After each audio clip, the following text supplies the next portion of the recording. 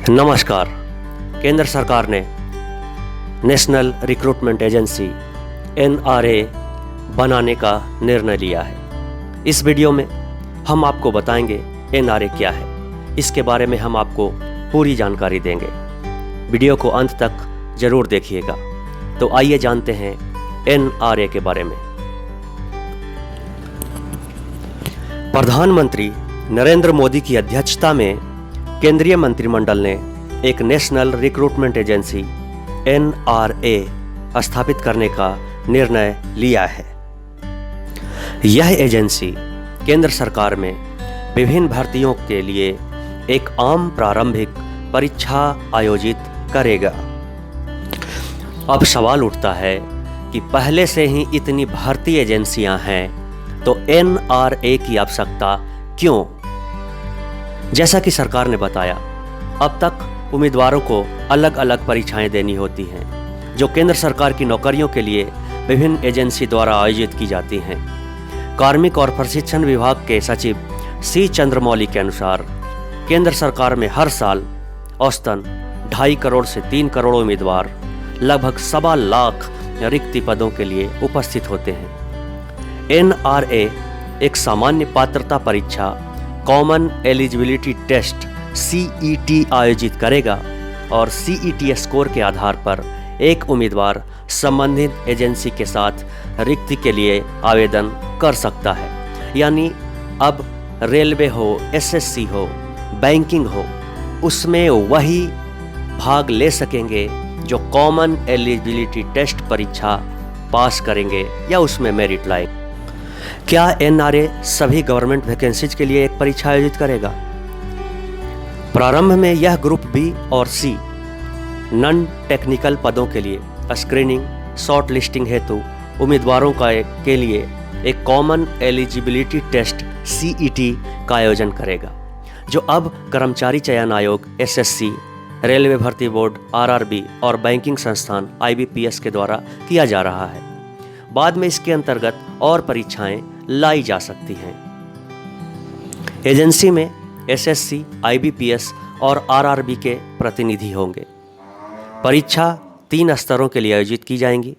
स्नातक, उच्च माध्यमिक और मैट्रिक के उम्मीदवार इसमें भाग ले सकेंगे।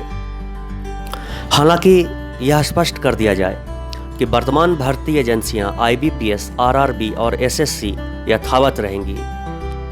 CET स्कोर के माध्यम से अगले लेवल में जाने के लिए उनके द्वारा ये परीक्षाएं आयोजित की जाएगी। CET के लिए जो पाठ्यक्रम होगा वो सामान्य होगा। General studies, general science, general math, जो सामान्य स्तर की परीक्षाएं होती है उसी आधार की होंगी।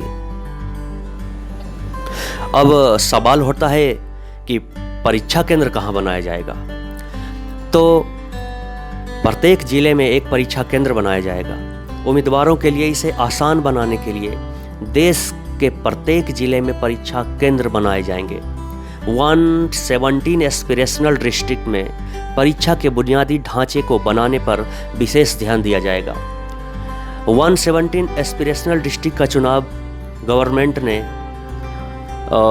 पिछड़े जिले के आधार पर किया है, तो उन जिलों पर विशेष ध्यान दिया जाएगा।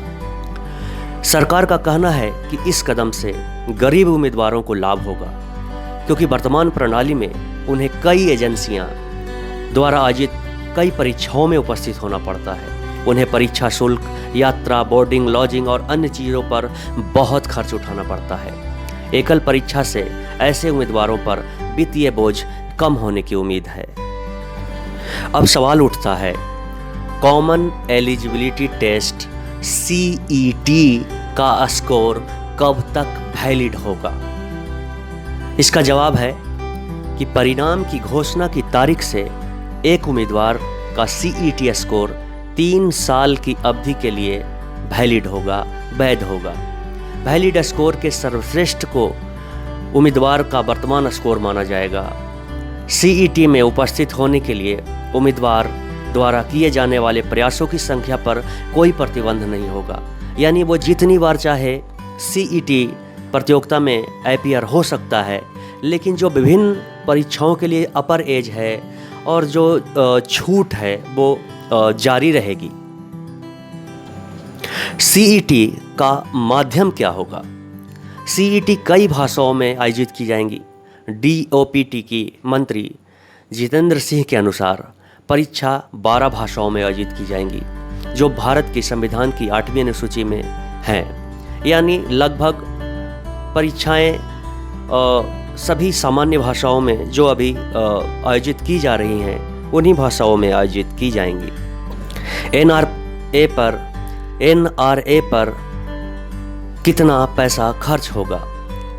प्रारंभ में केंद्रीय मंत्रिमंडल ने 3 वर्षों की अवधि के लिए एनआरए के लिए 1517.57 करोड़ रुपए की राशि मंजूर की है।